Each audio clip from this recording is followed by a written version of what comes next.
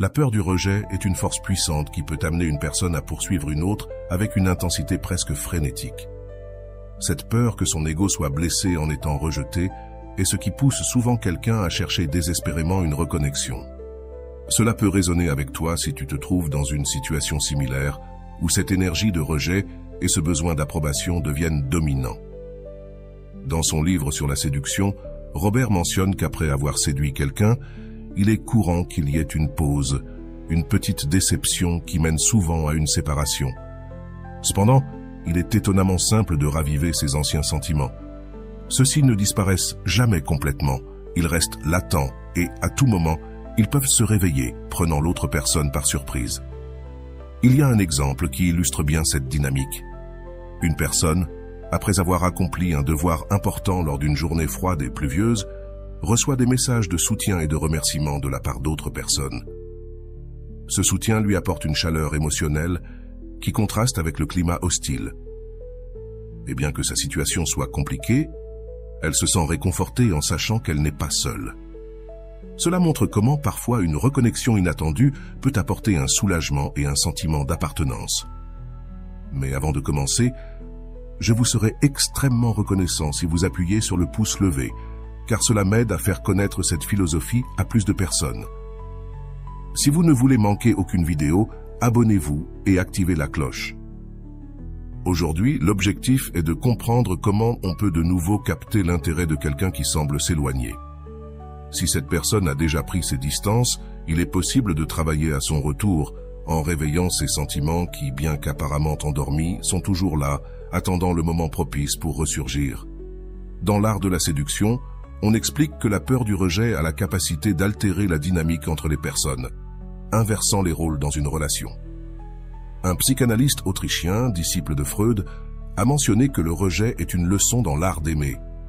Cette idée a plusieurs sens et on réfléchit sur comment, quand quelqu'un nous montre trop d'attention, nous avons souvent tendance à la prendre pour acquise, perdant l'intérêt et l'excitation initiale. L'acceptation constante peut devenir monotone, au point que ce qui nous excitait autrefois passe désormais inaperçu. Un exemple de cette dynamique peut être vu dans l'enfance. Lorsqu'un enfant reçoit un nouveau jouet, son attention est complètement absorbée par celui-ci. Cependant, si un autre enfant montre de l'intérêt pour un de ses vieux jouets, ce vieux jouet retrouve soudainement de la valeur. Ce principe s'applique également dans les relations humaines. Lorsque tu commences à rejeter quelqu'un qui était habitué à ton attention constante, cette personne commence à remarquer le contraste et à apprécier ce qu'elle tenait pour acquis. Dans ce contexte, le livre propose deux réflexions importantes. La première dit « Si tu es facile à obtenir, tu ne peux pas valoir grand-chose », ce qui souligne l'idée que ce qui s'obtient sans effort n'est pas apprécié. La deuxième réflexion est « On n'abandonne que ceux qui nous ennuient », ce qui renforce l'idée que l'ennui peut mener à l'indifférence et, éventuellement, à l'abandon. Pour mieux illustrer ce concept, imagine que tu as acquis quelque chose qui t'a coûté une somme considérable d'argent. Naturellement, tu fais des efforts pour le protéger, en t'assurant qu'il ne soit pas endommagé ou perdu, car tu sais ce que cela t'a coûté pour l'obtenir. En revanche, lorsque quelque chose est bon marché et facilement remplaçable, la préoccupation pour son entretien diminue, car tu sais que tu peux en obtenir un autre rapidement. Cette même logique s'applique à ce que nous désirons profondément. Pourquoi nous serions prêts à faire de grands sacrifices, même à nous endetter, pour l'obtenir? La raison pour laquelle je mentionne cela, c'est pour que tu comprennes mieux le message que je veux te transmettre. Comme je l'ai souligné plus tôt, les personnes qui sont faciles à prédire ne suscitent ni curiosité ni intérêt, ce qui peut conduire à ce qu'elles soient ignorées. C'est un moment clé pour toi. Si cette personne s'éloigne, tu as une opportunité unique de changer complètement tes attitudes et réactions. Ne tombe pas dans l'erreur de réclamer un manque d'attention ou de devenir quelqu'un de prévisible et ennuyeux. Tu dois t'assurer qu'on t'associe à des expériences agréables, qu'on te voit comme une source de plaisir et non comme quelqu'un qui apporte toujours des problèmes ou des conflits. Il est naturel que nous tombions parfois dans ces schémas comportementaux et si tu l'as déjà fait, ne t'inquiète pas, tu peux renverser la situation. C'est là qu'intervient une stratégie très efficace mentionnée dans le livre, frustrer les attentes. Si l'autre personne est déjà habituée à tes réactions, à ce que tu agisses toujours de la même manière, alors elle devient prévisible et par conséquent peu intéressante. Il est possible qu'elle pense que, même si tu te mets en colère, tout reviendra à la normale sans qu'elle ait à faire d'efforts. Dans ce cas, tu n'es plus un défi. Et comme tu ne représentes plus un défi ni une source de plaisir, il est facile de perdre l'intérêt. La première technique pour faire perdre l'intérêt est de frustrer les attentes. Les gens trouvent intrigant et attractif ce qui semble inatteignable ou ce qu'ils ne devraient pas avoir. Si tu as toujours été disponible, donnant plus que nécessaire, il est probable que tu aies essayé de maintenir la relation en montrant encore plus d'affection, d'attention et de dévouement. Mais lorsque l'autre personne s'habitue à recevoir tout cela sans effort, elle commence à le prendre pour acquis. Ce qui est intéressant, c'est que, au moment où tu décides de cesser d'offrir tout ce à quoi ils étaient habitués, l'autre personne ressentira un manque, même si elle semblait indifférente ou désintéressée auparavant. Ce changement peut inverser les rôles, car quand quelqu'un cesse de recevoir ce qu'il prenait pour acquis, il commence à l'apprécier. Cela se passe de la même manière avec le corps et l'esprit. Quand nous nous habituons à quelque chose, son absence se fait ressentir, et cela peut susciter un nouvel intérêt ou désir. Cette stratégie ne consiste pas seulement à t'éloigner, mais à créer un contraste qui fera que l'autre personne te regardera à nouveau avec des yeux neufs, appréciant ce qu'elle avait pris pour acquis auparavant. Imagine cela. Au début, lorsque tu essaies quelque chose de nouveau, comme fumer, il est courant que ton corps réagisse négativement. Peut-être que tu tousses ou te sens inconfortable. Mais avec le temps, si tu continues régulièrement, ton corps commence à désirer cette nicotine. Quelque chose de similaire se produit avec l'exercice. Au début, les premiers jours peuvent être difficiles et l'adaptation est compliquée. Cependant, après un certain temps, c'est ton propre corps qui commence à te demander cette activité physique. Il en va de même pour d'autres habitudes, comme la consommation d'eau ou de sucre, et pour tout ce à quoi nous habituons notre corps ou notre esprit. Le cerveau, une fois qu'il s'habitue à recevoir certaines récompenses, comme les substances qu'il libère en réponse à des stimuli agréables, devient dépendant de celles-ci. C'est pourquoi il n'est pas surprenant qu'un simple appel, ou le fait de savoir que quelqu'un est important pour toi, libère aussi de la dopamine chez cette personne. Finalement, son cerveau commencera à exiger cette dose de bien-être lorsqu'elle ne la recevra pas. La clé ici est d'apprendre à restreindre, ou à éliminer progressivement ces choses que tu as données, et que l'autre personne a commencé à prendre pour acquises.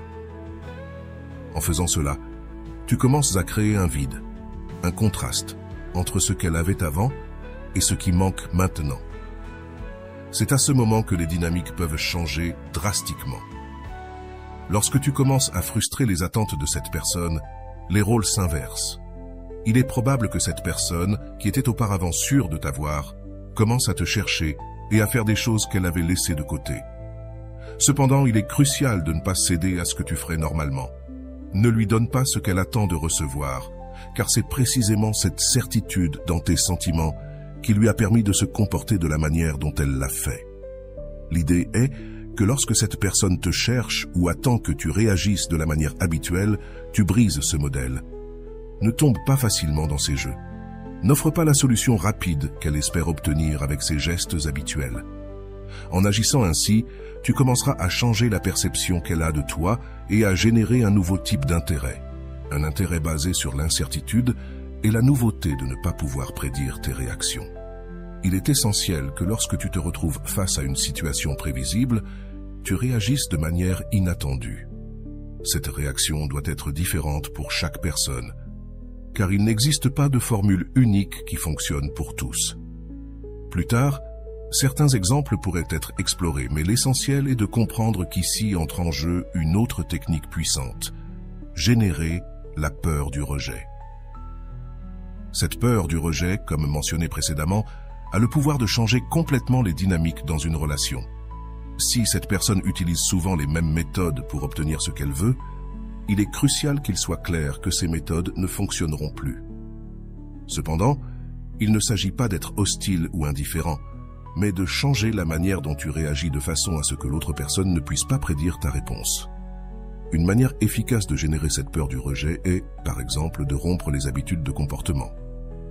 Si auparavant tu répondais immédiatement à ces messages, tu peux désormais prendre ton temps, peut-être laisser passer quelques jours avant de répondre. Lorsque tu répondras enfin, tu pourras mentionner que tu as été très occupé ou que tu avais d'autres priorités, laissant clairement entendre que ta vie ne tourne pas autour de cette personne. Un autre aspect infaillible pour générer cette peur est de comprendre que souvent, ce qui nous maintient attachés est l'idée que l'autre personne sait à quoi s'attendre de nous. Ce n'est pas tant l'amour ou le besoin, mais la peur d'être rejeté. Cette peur nous pousse à faire tout type de choses pour éviter de confronter le rejet.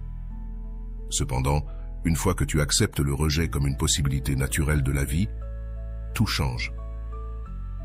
Reconnaître que tout le monde, à un moment ou à un autre, a expérimenté le rejet, du plus chanceux au moins chanceux, est crucial. Et le plus important est de comprendre que le rejet n'est pas la fin du monde. En fait, apprendre à accepter le rejet renforce ton caractère et te rend plus résistant face à des situations similaires à l'avenir. Avec le temps, tu développes une peau plus épaisse, et ce qui pouvait autrefois te détruire devient maintenant une expérience d'apprentissage qui te rend plus fort. Ce changement d'attitude ne te libère pas seulement de la peur du rejet, mais il modifie également la manière dont les autres te perçoivent et réagissent envers toi. Une stratégie efficace pour éveiller la peur du rejet chez quelqu'un est de faire en sorte que cette personne suspecte que tu pourrais t'intéresser à quelqu'un d'autre. Cependant, cela ne doit pas être direct ou évident. La clé est de suggérer, de laisser des indices subtils qui permettent à l'autre personne d'imaginer une histoire derrière tes actions. Par exemple, tu pourrais commencer à mentionner occasionnellement les qualités d'une autre personne ou dire que tu as discuté avec quelqu'un, sans trop en révéler. Il ne s'agit pas de déclarer ouvertement ton intérêt pour quelqu'un d'autre, mais de semer de petites graines de doute qui permettent à l'imagination de l'autre personne de faire le reste du travail. Lorsque cela se produit, il est courant que la personne commence à faire des efforts inhabituels pour récupérer ton attention et inverser la situation en essayant que tu redeviennes comme tu étais avant. Si tu n'es plus en contact direct avec cette personne, ou si la communication a diminué et que tu maintiens encore une certaine forme de connexion, comme le fait de le suivre sur les réseaux sociaux, tu peux profiter de cela pour laisser des indices de ta supposée nouvelle vie. Par exemple, tu pourrais partager du contenu qui évoque de bons souvenirs pour cette personne, mais sans être évident. Par exemple, si tu sais qu'elle a une affection particulière pour un certain film de son enfance, tu pourrais mentionner causalement que tu es en train de le regarder ou partager quelque chose en lien avec ce film sur tes réseaux. Si elle aime un groupe en particulier, tu pourrais mettre une chanson en fond dans une vidéo ou mentionner un concert qui t'intéresse. L'objectif est qu'elle t'associe à des moments agréables et des souvenirs heureux, créant ainsi une sorte de présence constante dans son esprit. De plus, tu peux jouer avec des détails quotidiens que tu sais être significatifs pour cette personne. Si elle avait l'habitude de prendre un café dans un endroit spécial, tu pourrais publier une story en marchant dans cette rue avec un café à la main, évoquant ces moments partagés. Cela crée un mélange de nostalgie et de plaisir, te maintenant présente dans ses pensées de manière subtile mais efficace. L'idée est qu'en combinant l'insinuation d'un possible intérêt pour une autre personne avec l'évocation de souvenirs agréables, tu parviennes à être constamment dans son esprit, générant un mélange d'incertitude et de désir de reconnecter. L'objectif ici est de créer une connexion profonde entre certaines habitudes, souvenirs et ta présence dans la vie de cette personne. Par exemple, si tu sais que cette personne a un lien particulier avec la lasagne, parce que cela lui rappelle des moments tendres passés à cuisiner avec sa grand-mère ou sa mère, tu pourrais partager de manière casuale que tu es en train de préparer une lasagne chez toi. Ce type d'action peut réveiller des émotions fortes, car elles associent ces souvenirs chaleureux à ta présence. Tu peux utiliser non seulement la nourriture, mais aussi la musique, les programmes télé, les endroits spéciaux, les odeurs, et même les traditions de différentes périodes de l'année. Tout ce qui évoque la nostalgie et de bons souvenirs peut être un outil puissant. Le truc est de frustrer les attentes, en faisant en sorte que cette personne ressente une légère crainte, en imaginant que quelqu'un d'autre pourrait occuper ton attention et, éventuellement, ton cœur. Cette peur du rejet peut déclencher un désir frénétique de se reconnecter avec toi, alimenté par l'ego qui ne veut pas accepter l'idée d'être rejeté. De plus, il est fondamental que cette personne commence à t'associer à des expériences agréables. Si tu venais d'une période où la relation était marquée par des reproches et des tensions, il est probable que cette personne se soit sentie démotivée à te chercher, bien qu'elle ne l'ait pas exprimé ouvertement. Même sans mots, l'énergie négative se perçoit, et cette anxiété ou ce besoin d'attention a pu générer un effet répulsif. C'est pourquoi il est essentiel d'apprendre à libérer cette anxiété et à lâcher prise. En le faisant, tu permets que les rôles s'inversent. Maintenant, c'est l'autre personne qui commence à ressentir cette inquiétude, ce désir d'être près de toi. Utiliser des éléments qui connectent cette personne à son enfance, à des moments significatifs ou à des êtres chers comme la mère ou la grand-mère, est une tactique qui peut avoir un impact énorme. Le pouvoir de ces associations réside dans leur capacité à éveiller des émotions profondes et des souvenirs positifs, créant ainsi un lien émotionnel difficile à ignorer. De cette manière, tu parviens à ce que la personne ne pense pas seulement à toi, mais qu'elle le fasse avec un sentiment de chaleur et le désir de récupérer ce qu'elle sent qu'elle est en train de perdre. Le livre utilise une métaphore intéressante pour expliquer comment fonctionnent l'attraction et l'amour. Il compare cela à la façon dont une alouette, un oiseau difficile à attraper, reste fascinée en voyant son reflet dans un miroir. Ce reflet la garde envoûtée, l'enfermant dans un état d'émerveillement. De la même manière, lorsque nous tombons amoureux, nous le faisons souvent d'une version améliorée de nous-mêmes, reflétée dans l'autre personne. Nous voyons en elle des aspects qui nous rappellent ce que nous aimons de notre propre vie et existence, mais sans que cette personne cesse d'être qui elle est.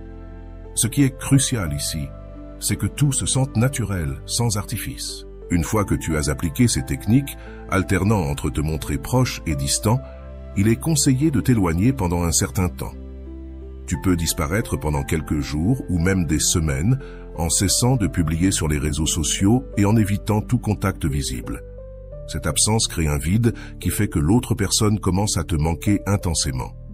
C'est dans l'absence de contact que le désir s'intensifie, là où ce qui pouvait auparavant être source de frustration ou de conflit se dissout dans la mémoire, ne laissant que le désir de ton retour. Avec le temps, les défauts qui ont pu exister s'oublient, et ce qui persiste, c'est le désir de te retrouver près d'elle. Bien sûr, cela ne fonctionne que si les sentiments de l'autre personne n'ont pas complètement disparu. Cependant, selon le livre, ces sentiments s'éteignent rarement totalement. Ils restent latents, attendant d'être ravivés. Les techniques abordées sont des manières efficaces de réveiller ces sentiments endormis, les ramenant à la surface. Cette approche est puissante parce qu'elle joue avec la psychologie du désir et de la mémoire.